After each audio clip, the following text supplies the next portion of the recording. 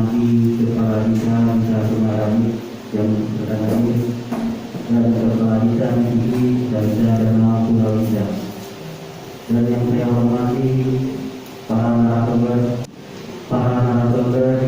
dari Kabupaten dari beserta rombongan. Di sini saya ingin menyampaikan karena program ini adalah program yang sangat ditinggikan oleh masyarakat kita. Tentunya ini adalah harapan kita bersama. Dengan program ini mudah-mudahan nantinya benar-benar sangat membantu untuk masyarakat kita. Di sini pada hari ini karena pada waktu acara kami di Bayan kemarin Bapak Pemerintah tidak hadir, beliau mungkin itu adalah salah satunya untuk di seluruh Indonesia mungkin terakhir, tapi beliau buka Bayan tadi. Nah, di sini yang mewakili ada Bapak dari Kecamatan dan dari Kabupaten nantinya. Mungkin hanya itulah penjelasan dari saya. Dengan waktu dan saya ini. Assalamualaikum warahmatullahi wabarakatuh.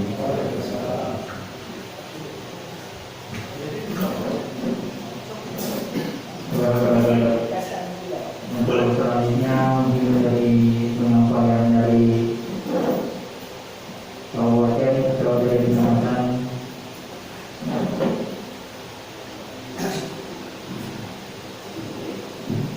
Assalamualaikum warahmatullahi wabarakatuh. Alhamdulillah kita panjatkan puji syukur kepada Allah Taala. Alhamdulillah kita dapat bertemu berkumpul di ruangan ini atas izin Allah Subhanahu wa taala. Selawat dan salam teratukan kepada Nabi Muhammad sallallahu alaihi wasallam. Allahumma shalli ala sayyidina Muhammad wa ala ali sayyidina Muhammad. Bapak Kepala Desa yang saya hormati, Kepala Desa dari Pemuli Indah, Kuliwijaya, Sumerabit. Alhamdulillah ada 3 desa yang hadir dan bapak-bapak petani yang saya cintai semuanya. Syukur alhamdulillah ini tim sosialisasi PSR percepatan permajaan salur rakyat ini dari Kabupaten Inggil. Kami dari DPD Akasindo Inggil ini saya perkenalkan, saya sebagai pengurus Ketua DPD Akasindo Inggil, sebagai Ketua Bidang Pengembangan Sumber Daya Manusia dan SDM. Ini yang pakai baju merah Pak Dr. Mulana ini sebagai tim pakar di DPW juga, dan beliau juga sebagai dekan unisi. Nah, jadi nanti kalau bapak mau putrinya mau kuliah di unisi jurusan Fakultas Pertanian itu nanti ketemu sama Pak Dekan ini, Pak Dr. Mulana. Nah, ini beliau Pak Dr. Mulana. Nah, ini juga dari rekan-rekan, ada juga dari tim Akasindo juga, ini Pak Ferry Ketua SP, juga dari anggota DPD Akasindo juga, ada ini ada beberapa orang ibu ini dari staf polisi ya Pak ya. Nah, terus ini Bapak ini juga dari polisi semua, ada juga 4 orang dari polisi. Nah, ini untuk bergabung kita sama-sama. Syukur alhamdulillah ini kita dapat bersilaturahmi atas izin Allah Subhanahu wa taala. Nah, nanti pemaparan akan mengenai beasiswa dan PSR ini karena programnya sama semua Pak. PSR itu permajaan salur rakyat, yang jelas ini untuk petani kita semuanya. Beasiswa juga untuk petani, masyarakat kita seluruh Indonesia berhak untuk dapat juga, tapi syaratnya nanti ada lagi, kita tidak kasihkan terus. Itu saja pembuka dari pengurus DPD Akasindo, mungkin dari Pak Mulana dan kawan-kawan, saya serahkan. Baik. Assalamualaikum warahmatullahi wabarakatuh. Yang saya hormati Pak Wali Desa Kertajaya, dan mohon maaf tanpa mengulangi sahabat saya, Bapak Wali di desa-desa yang lain yang juga turut hadir di acara kita pagi ini. Yang kedua, mari sama-sama kita panjatkan rasa syukur kita kehadirat Allah Subhanahu wa taala yang telah mengumpulkan kita di hari ini dalam kondisi yang sehat. Meskipun di luar sana banyak saat ini sedang dilanda, sama-sama kita tahu, banyak corona atau nyonya takmis kita Mbak ada saya nggak tahu juga, tapi corona. Nah, kita sudah bersehat. Yang kedua, yang ketiga, yang tidak lebih lagi kita harus panjatkan adalah rasa syukur kepada Rasulullah Nabi besar kita Muhammad SAW. Mari sama-sama kita ucapkan Allahumma sholli ala sayyidina Muhammad wa sallam. Baik, di depan tadi Pak Teddy sudah jelaskan. Jadi saya di sini mohon maaf Pak Wali dengan Bapak semua yang saya hormati, saya sayangi petani kita, semua petani kan? Ya.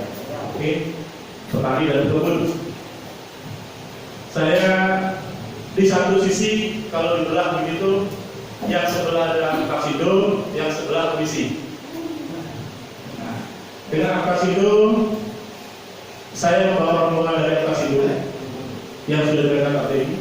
Kemudian dari komisi saya bawa bendera lembaga penelitian dan pengabdian masyarakat. Sehingga saya bawa dua bendera tersebut, maka saya akan perkenalkan satu-satu kawan saya di komisi. Yang pertama, yang paling sana, Pak Kemas Novia KMS. Beliau adalah salah satu ahli hukum di Indonesia di Kota Negara. Yang kedua, Pak Jamri, ya kan? Sama dengan Pak Nov, dia di Tata Negara, satu kawan permainan, kawan kedua juga. Yang ketiga, Ibu Ibi, ini agak sedikit beda karena perempuan. Jadi kalau yang bapak-bapak tadi adalah ahli hukum tata negara, yang beliau adalah pidana. Jadi itu beberapa yang saya bawa. Baik, tapi ada beberapa yang perlu saya sangat sedih tadi ada beberapa saat dalam perjalanan. Mungkin ini nanti akan saya coba jelaskan semua sebatas waktu, juga sebatas pengetahuan saya. Baik, pertanyaannya sekarang, bapak-bapak ini semua punya ibu sawit kan? Ya. Punya. Yang paling mohon maaf, yang paling kecil berapa hektar? 2 hektar. Paling kecil. 1 hektar. Punya sendiri ya? Ya. 1 hektar. Kenapa itu saya tanya? Karena nanti akan ada kelanjutan. Apa yang akan jelaskan. Kemudian rata-rata umurnya berapa? Yang paling tua berapa? 50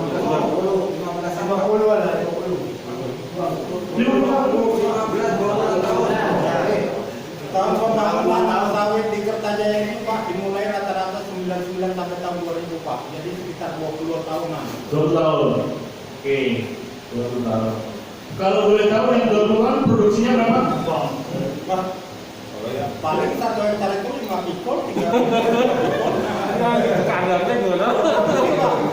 Mohon maaf Pak ya, saya berdiri ya. Saya lebih sedih lagi dengarnya. Di usia 20 tahun hanya dapat 5 pikul. Paling tinggi. Baik. Saran saya hanya satu. Ikut PSR aja. Saran saya itu. Enggak lebih. Kenapa itu saya sarankan? Yang pertama, mari kita lihat. Di Indonesia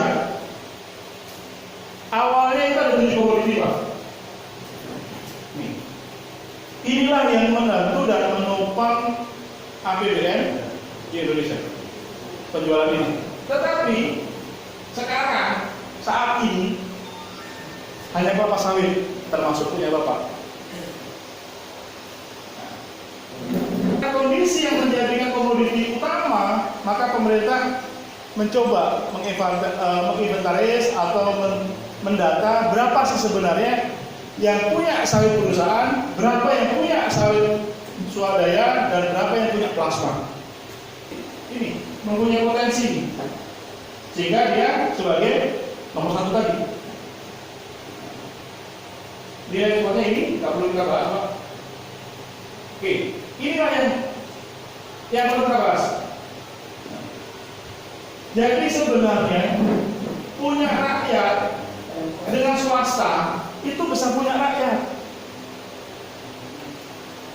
Swasta yang hanya 6%, usia 20 tahun, itu nggak banyak kok. Bisa keluar dia. Bapak bisa hitung kalau 20 tahun itu berat janjangnya adalah minimal itu adalah 21 kilo per janjang. Minimal. Kalikan tanaman 140. Kita buat sama 140. Bapak sudah bisa hitung, 1 trip keluar berapa?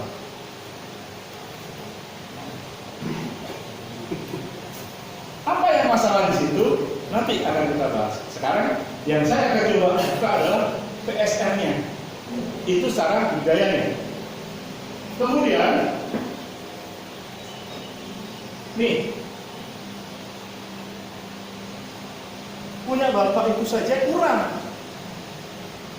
Aturannya 2-3 ton per hektar. Ini hasil beberapa riset, termasuk riset dari BPDPKS. Sebesar ini. Jadi apa masalahnya? Kita bicara masalah lagi. Yang pertama, kemampuan daripada petani itu. Kemampuan apa? Bukan kemampuan untuk membeli benihnya, bukan kemampuan untuk merawatnya, bukan kemampuan untuk bukunya, tapi kemampuan untuk mengakses informasi yang benar. Bibit yang benar seperti apa? Benih yang benar seperti apa? Pertama, meskipun paling kecil biayanya adalah bibit di atas di kelapa sawit.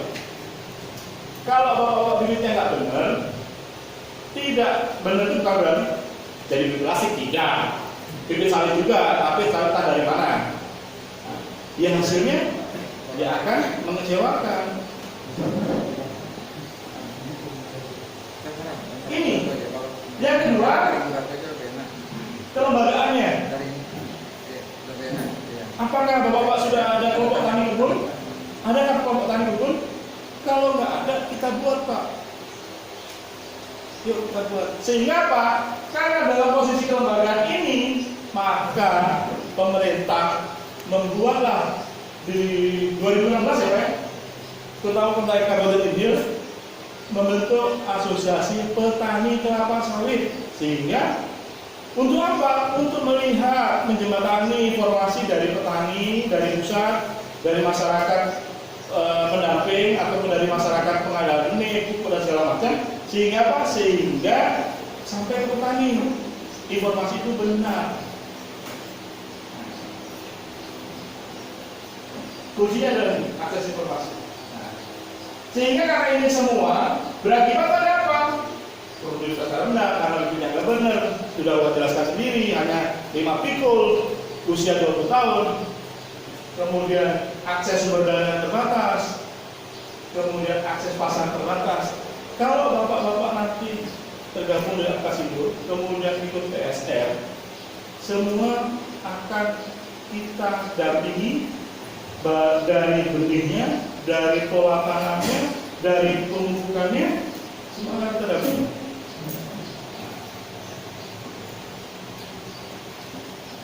Inilah masalah utama Pak. Tadi sudah saya depan di depan.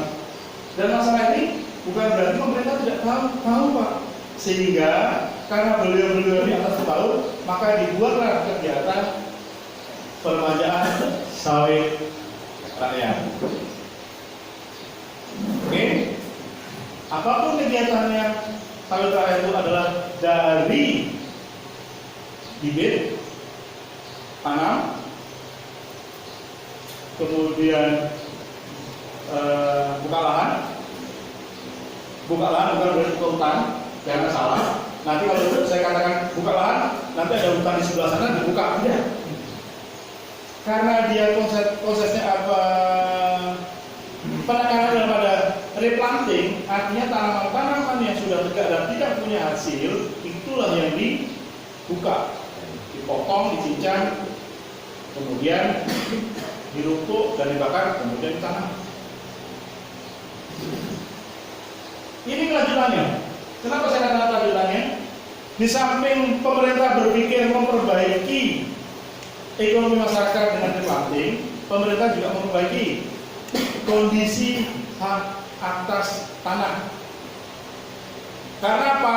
Di peraturan Presiden tentang sertifikasi kebun kelapa sawit bahwa tidak hanya berlaku untuk perusahaan ataupun swasta, tetapi berlaku juga untuk petani swadaya seperti kita. Dalam konsep tersebut yang harus jelas adalah kepemilikan lahannya. Ini balik ke saya tanyakan tadi, bapak-bapak berapa paling kecil? Ada 1 hektar. Saya nggak akan tanyakan yang paling besar. Kenapa? Karena di dalam PSR ada aturan 1 orang, bukan 1 pribadi, 1 kakak, supaya jelas, hanya bisa mengajukan PSR seluas 4 hektar. Yang kedua, saya sudah jelaskan bagaimana syaratnya. Yang kedua, antara kakak dengan surat keterangan kepemilikan harus sama. Tak boleh enggak, harus sama. Yang satu mohon maaf kalau ada yang sama nama, yang satu namanya Pak Ijo di kakak, kemudian yang di surat keterangannya Pak Ijo, tidak bisa Pak, harus sama dengan Pak Ijo. Bukan nggak bisa, tapi hanya 4 hektar per kakak. Ingat, 4 hektar per kakak, tidak bisa lebih. Yang diajukan makanya bagus berkelompok. Kemudian yang itu dari kepemilikan, kita ke sustainability, keberlanjutan. Artinya apa keberlanjutan? 1, penyediaan bibitnya. 2, pengelolaan lahannya. Di sini mohon maaf Pak Wali, berapa persen yang gabut?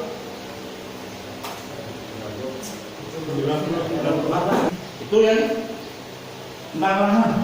Sekarang tentang bibit.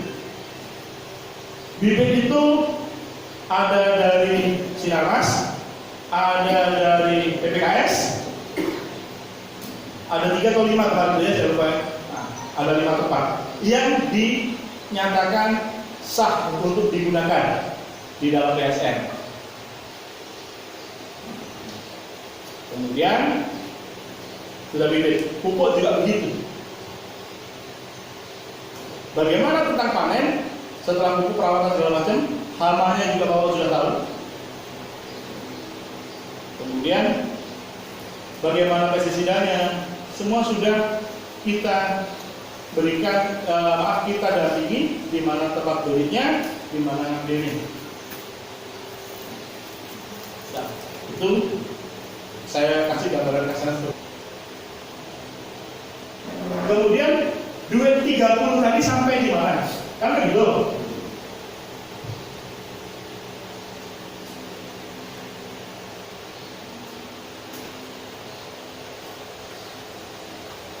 Nah, nih. Saya akan baca. Jadi tahapannya adalah ini Pak. Saya lebih suka menjadi 3 bagian. Oke. Bagian 0, bagian 1, dan bagian 2. Oke?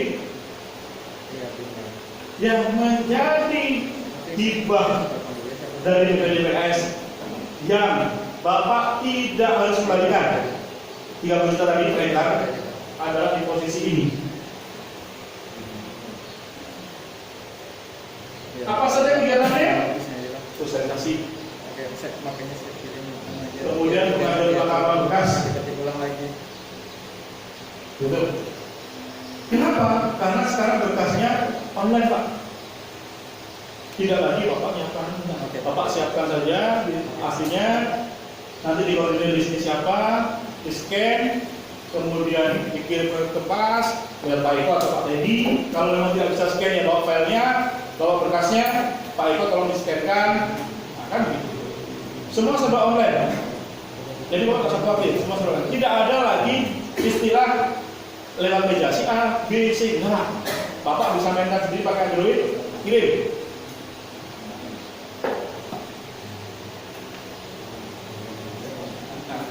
Kemudian verifikasinya juga online, tidak ada pihak dispun yang. Kemudian setelah disetujui verifikasi, keluarlah rekomendasi teknis. Setelah keluar rekomendasi teknis, baru Bapak-bapak bisa melakukan kegiatan untuk tubang, kemudian pancang, kemudian tanam, kemudian pelaporannya berapa hektar, punya siapa hari ini dikerjakan, dalam 1 minggu ini berapa orang yang dikerjakan, berapa hektar. Ini harus dilaporkan, Pak. Karena apa? Ingat, masuk rekening ke petani atau kelompok tani. Tapi apakah bisa? Nggak akan bisa, Pak. Bapak tidak akan bisa keluar duitnya kalau tidak bikin laporan dulu, diserahkan. Rekening masuk duit tapi tidak bisa diambil tanpa penyerahan laporan. Nah. Kemudian kegiatan inilah yang hibah, yang 30 juta tadi. Selanjutnya untuk tahun pertama atau P1 dan P2 ini diserahkan ke bapak-bapak semua tanaman subur. Dalam bentuk sudah bentuk tanaman, bukan bibit. Ingat, bentuk tanaman sudah ditanam di lapangan. Oke, yang 3 hektar sampai di situ. Budidaya kelapa sawit itu 1 hektar.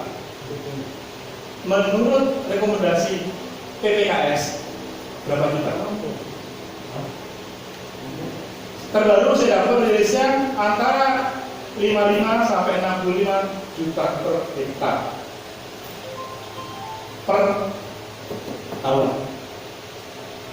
Jadi dari bibit, tanam, kemudian perawatan, pupuk dan segala macam itu dalam 60 hektar, 60 juta per hektar. Berarti kalau tidak dari situ, bapak-bapak kan masih perlu lagi 30 tuh, ya kan? Itulah yang bapak-bapak usahakan. Jadi saya katakan di sini, yang 30 itu hanya sampai tanaman tegak. Mau dikasih pupuk, mau tidak, oke. Itu dari saya.